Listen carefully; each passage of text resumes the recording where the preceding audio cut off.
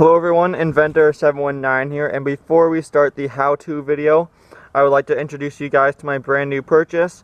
This I got used actually. It's a micro 3D printer, as you can see, M3D. This is a 3D printer obviously. I downloaded the software and I started playing around with it. So hopefully you guys are going to see it in my upcoming videos. Let me know in the comments below what you want to see me make with it. Has to be legal. I can't make a real gun obviously, but I can do some fun little airsoft guns, maybe inventions, whatever you want. Just let me know down below. You'll see this shortly. And anyway, let's get started on the video.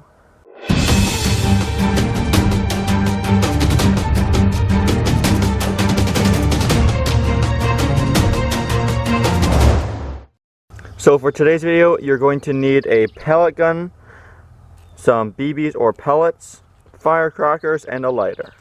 So the pellet gun we're using today is this Chinese one I got from a hawk shop. It is fully wooden metal and it says it's 450 feet per second.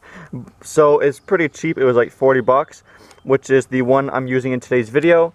It's a brake barrel spring powered gun. I wouldn't recommend doing this with any other more expensive gun or a gas powered or electric pellet or airsoft gun, but that's the one we're going to be using today. And we also, of course, will need firecrackers for this experiment. Here's these two I have here just to show you guys. Basically, these are your standard issue. They're big and red. They're not large, but they're regular size. And these are the tinier ones. Now, the red ones here, I believe, are around 6mm diameter, which is the same size as an airsoft BB. These are too big for a pellet gun. You want the smaller ones, and they actually fit perfectly. This is a .177 caliber pellet gun. As you can see, they fit perfectly just like that in the barrel. So we're going to go ahead and do a baseline test using the regular brake barrel action. As you see, break it in half, pop it back in place. The eBay one has trouble sometimes. And then go ahead and shoot. And we're going to do that, and then the firecracker, and see how much more powerful it is. So first things first, for the baseline testing, I'm going to take one of these ball bearings. Turns out they're a little too small, so I'm going to go ahead and drop it in the lid of this tube of high temp disc brake grease.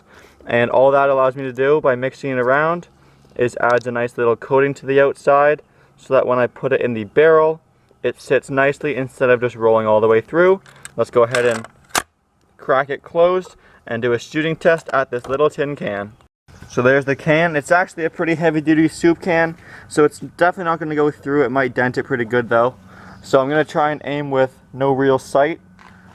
Here we go. Firing in 3, 2, 1. Let's go check out the damage. Well, I stand mistaken. The lube might have helped seal it up real good. We have an entry and an exit hole. Let's try the firecracker.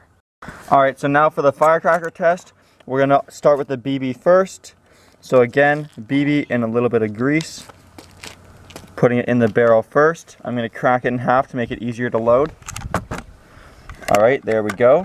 And now using the small firecracker, it's actually lightly lubed up too to make for easy penetration.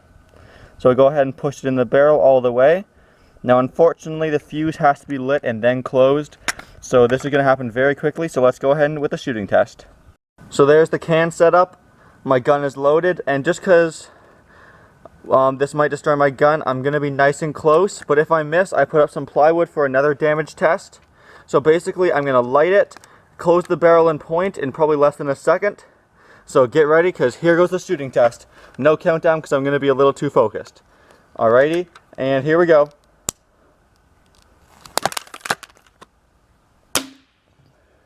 Alright, I think I missed a little high. Here's another round loaded up. Let's try again.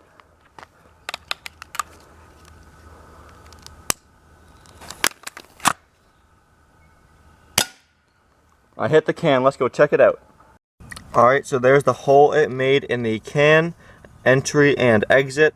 As you can see, it's very similar to the one made by the spring powered BB. Anyway, so definitely a pretty fast gun in both circumstances, but the firecracker, even with just those small ones, were pretty powerful. Here's the shot where I missed. There's where it entered the plywood, and it didn't exit, but there's a crack where it hit. It's kind of hard to see on the camera, but it, I think, just about made it past this 1/2 inch thick plywood. Anyway, so there's a fun little thing if you have a crappy gun or even a steel pipe laying around to try. I'm going to try and get my chronograph out here. It's in storage right now, so we can do some actual chronographing to find the actual FPS, so stay tuned for that. If you're not subscribed, please subscribe for more experiments, awesome videos. Again, let me know what you want to see with the 3D printer. Of course, I'm on vacation, so there's going to be lots of cool videos coming up. And my gun survived this test, which is also good. So thank you everyone for watching, and as always, please like, comment, and subscribe.